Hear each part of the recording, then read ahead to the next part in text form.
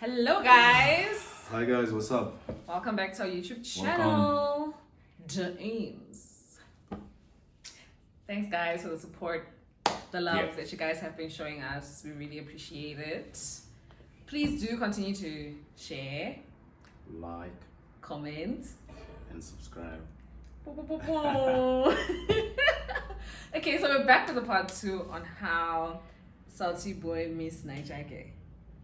Abby? How South African boy meets a Nigerian girl Yes. at a Yen function Yes. some 11 years ago. Do you want to continue? Yes. I was still saying, gents, stay away from like having them take your number because that was sabotage, right? You know. Right? Because you know what happened next, right? We were talking about, maybe a recap. So we were at the year-end function and I'm sitting across from this girl who came with one of my colleagues from a different department. I don't get the chance to speak to her because she's sitting next to one of my colleagues. They are about to leave now and we are devising a plan, right? And you and who are devising? Me and one of my colleagues, a friend of mine. And the idea was for him to cause a diversion so that I can speak to you. He was able to do so. Thank God. I get to you, pull up my phone, it's dead. And I ask you to take my phone instead. Yeah. And this is what my phone number instead. And this is what she does, right? She whips up her phone, she puts the number on. I'm like 0, 1, 2, she's like ding, ding, ding, ding, ding, 3, 3, what. She puts it in, and then she doesn't save it. Guess. I have to be wise. So I didn't save the number. I just took out my phone and I put it on my keypad. And yeah, that was it. I even forgot about you. That's how we didn't even left. know my name, bro. Yeah, I thought his name was Amos. Who's even Amos? Edmond. So yeah, I didn't even save the number. And then, hey, you know what happened this week. So yeah. I had forgotten about it. So what happens is this was happening, let's say, I'm not sure if it was a Friday or a Saturday. So this was happening at the end of that week. The following week, it was a yearly shutdown. So we usually have year-end function. So the following week, there wouldn't be a lot of work, but we'd go back to work to sort of like clean up. So like mid-December. Yeah. So that following week I go and obviously I didn't receive a call from you the same night or the following day. So the Monday I have to speak to your cousin, who is my colleague, to understand what happened. Like what going on? Well, you know, guy, because she was supposed to call me her phone. Right? And he was going to her office every day. Yeah, from that day I was like, even day. if you don't want to make it obvious that that's what you're there for. Yeah. They had a coffee machine specifically in the office before we had it in the kitchen. So I would just be going there, and making coffee. No, but it was nice. The coffee was nice. Thank God I was going for coffee regularly as well. But this time I was going more and more and more. So when I was pouring coffee, I'd be like, yo, mama, cousin of this one. Do you have sugar there? By you. And I'll go to her and I'll put sugar and say, I never actually got a call from like Didi. And she'd be like, oh, she didn't call you. I'm like, yeah. And she was like, no, maybe she will call you. I was like, okay. That was the first time, let it go. The second time, if it's not sugar, it's milk. Okay. Right? Hey, I don't have milk in my office, guys. What's going on? Do you guys have milk? She's like, no. There's milk in the corner.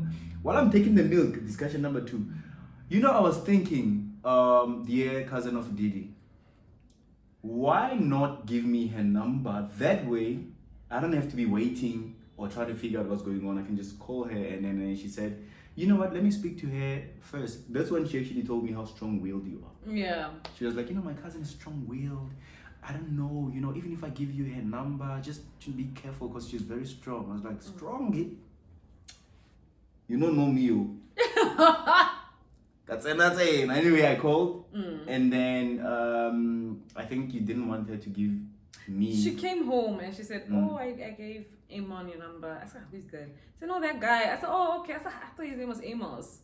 And then she said, I know that you're not going to be interested, so I just gave him. Oh, she also said that. Yeah, because I was really not. And go ahead, who was vouching for me in your family, saying, you know what, this is the guy. Don't sleep on him. He might just be the guy. Who's the person? Because Nobody. well, yeah, there's one of your cousins actually. Yeah, you know who. Yeah, shout out. Shout out to Kay.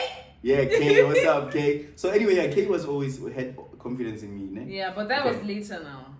So yeah, where were we? So she told me that she gave me your number, and then one odd evening like that, you call me.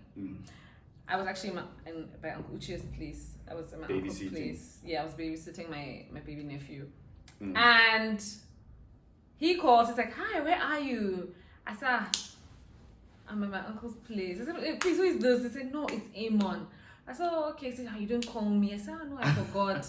He now said, "Oh, I can come where you are." First of all, I'm in my uncle's place.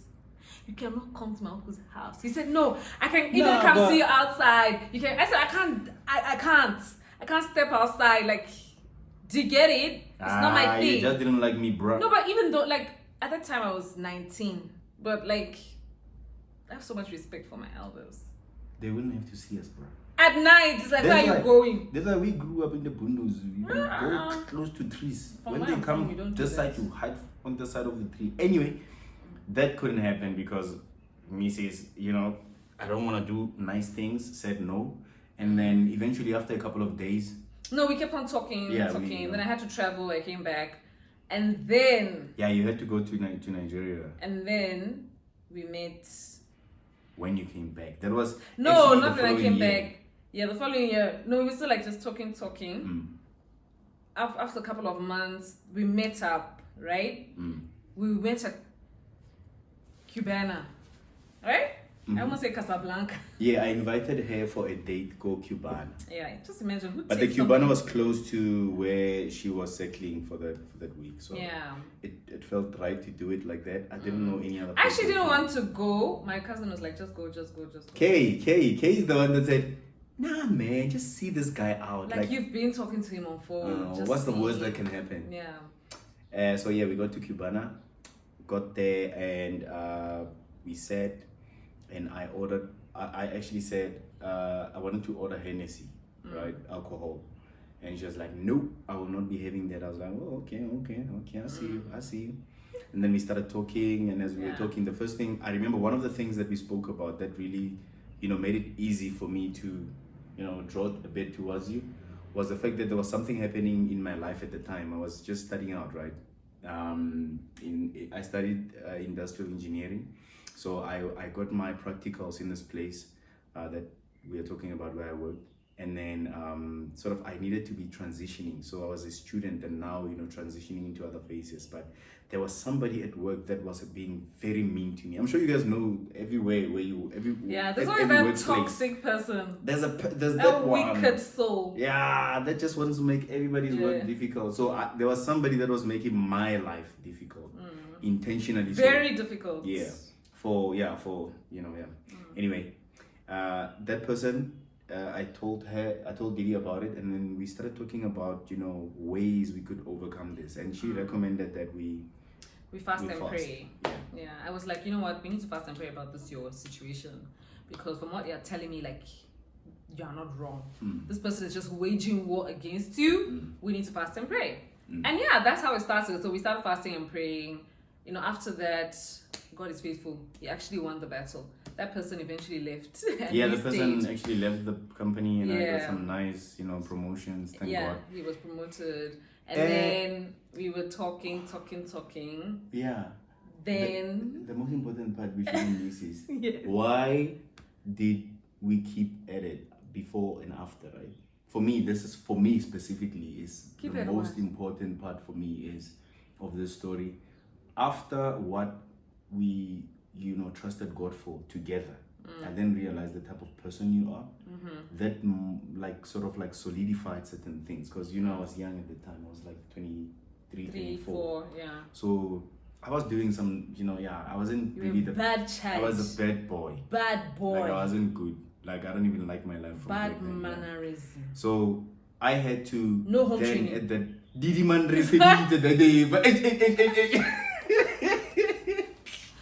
anyway, so yeah, I had to leave all those things behind me, right? and decide that I'm going to intentionally crush all of them. Yeah.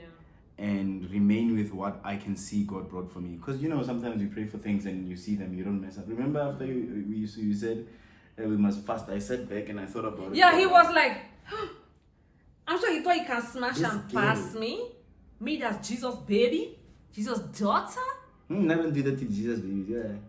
Jesus' I didn't do that girl, number one. to normally.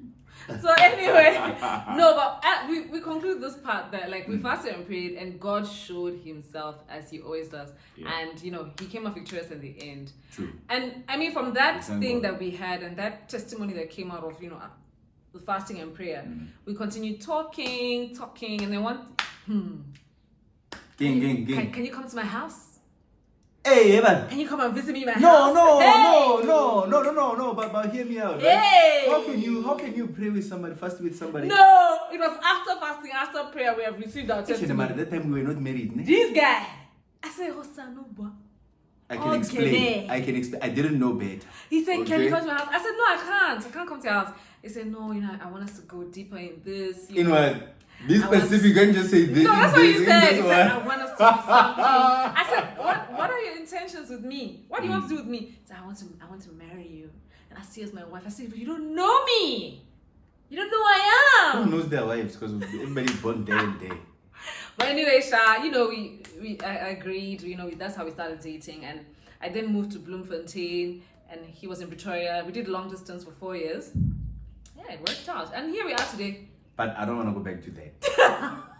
4 years, I grew skinnier. That's a lie. Seriously, because after you meet someone at that level, right, and you start seeing life a certain way, you then realize that this person is going again. We were supposed to be building something, trying to see. This guy, like, he wanted to marry me now. He wants to marry me now. Yeah, there was no time to play, bro. And I'm just like, no, bro. Like, I don't think you understand the kind of family I'm from. And they made me wait. They would never allow that. Dead. It wasn't even in his area of. My dad and my sister. It was out of reach in everybody's space. Anyway, they said no to us getting married at that point in time. That's not part of the story for now. The point here is that we had the discussion, and God showed His face in our lives for each other. I don't think that if any things would have happened differently, we would have actually given each other a chance to check each other out the way that we did after that. Yeah. Because then we started talking about really meaningful things like understanding each other. Who exactly are you? Exactly. So everything went well from there, and here we are. Buma, 11 years. Where's your ring? Guys, please tell my wife. Just because I'm not wearing my ring in the house doesn't mean I'm not married. Guys, I'm married. Go and take it now. I'm not doing that. I'm too Just old. straight. I'm turning 40 soon. How many years? 10 years, I beg. Anyway, guys, thank you so much. We appreciate you guys in the comment section. If there's anything in the likes in the comment sections, how am I even saying this? You messed up! But we're not cutting this one. No. We are not edit experts, guys. Say it again. We appreciate you guys. We appreciate the love and the support. Please do like, comment, share, and subscribe. Right? And don't forget to subscribe. And if there's anything in this Subscribe, video subscribe. or in the video that we just shared now that you guys want us to elaborate a little bit more on, please say it. Yeah. If there's a topic you want us to that sparked something and you feel like maybe you want to hear the direction of how things worked, please let us know in the comment section. Let us know. But we appreciate you still. We say the same thing. Yeah. The TikTok people, thank you so much for everything. You guys that are following us and have subscribed on this channel, thank you so much for everything. You guys are the reason why we do this. You just showed us that we actually should be doing it and enjoying it instead of just posting, because we just had a lot of content. We just post and move on. But we'll be updating you guys and doing things together with you, and I appreciate you so much. Don't forget to subscribe. Don't forget to subscribe you. Subscribe.